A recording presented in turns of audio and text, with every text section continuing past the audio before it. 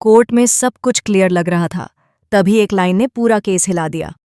अगर घर कभी बेचा ही नहीं गया तो 200 करोड़ आए कहां से, जहां रिश्ते, भरोसा और सच्चाई सब कुछ दांव पर लग चुका है। राघव के तेवर अचानक बदल जाते हैं। आज एक गिरगिट नहीं बल्कि 100 गिरगिट सामने आ जाते हैं। कोर्ट में राघव कहते हैं, योर ऑनर, मेरे दामाद को फंसाया जा रहा है। एडवोकेट अंजलि झूठे आरोप लगा रही है। महक अपने पापा के सवाल पर हाँ में जवाब देती है कि वही अंजलि थी जिसने उसे बेचा था। लेकिन रुकिए, कोर्ट में अचानक एक बड़ा सवाल उठता है। बस्ती खरीदने के लिए 200 करोड़ आए कहां से? अंजलि साफ कहती है कि ये पैसे राघव सिंह राजपूत ने अपना घर गिरवी रखकर दिए थे।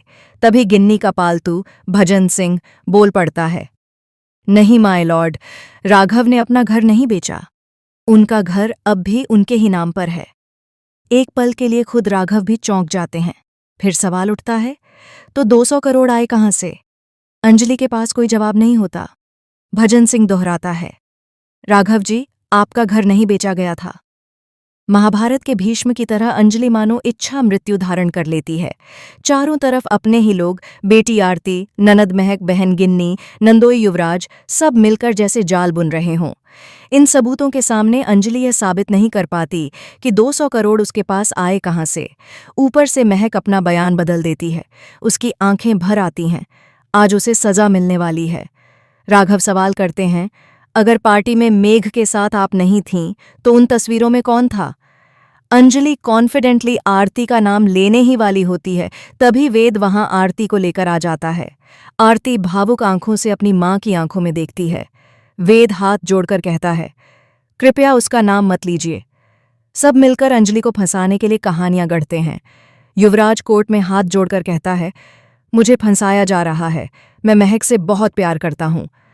अपनी बेटी आरती के लिए अंजलि उसका नाम नहीं लेती।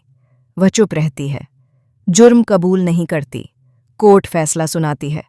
पुलिस को जांच के आदेश दिए जाते हैं और सच्चाई सामने लाने के लिए एडवोकेट अंजलि को 3 दिन की कस्टडी में रखने को कहा जाता है। वेद आरती को समझाता है, अगर मुझसे भी ज्यादा तुमसे कोई प्यार करता है तो वह है तुम्हारी मां अंजलि। अंजलि कहती है, मैं बस यही देखना चाहती हूं कि मेरी बेटी को अपनी गलती समझ में आ गई है। मुझे और कुछ नहीं चाहिए। दूसरी तरफ विद्युत कश्यप अंजलि को उसी रास्ते से ले जाता है जहां लोग उस पर गुस्से में हैं। वेद कहता है, ऑफिसर, उन्हें वहां से मत ले जाइए। लेकिन विद्युत अहंकार में जवाब देता है, मैं इन्हें वहीं से लेकर जाऊंगा। जब जूते चप्पल पड़ेंगे तब इन्हें समझ आएगा कि विद्युत कश्यप क्या चीज है। अगले एपिसोड में देखिए। 3 दिन की कस्टडी के बाद अंजलि बाहर आती है। इस रविवार अंजलि फिर से काला कोट पहनकर युवराज को ललकारती है।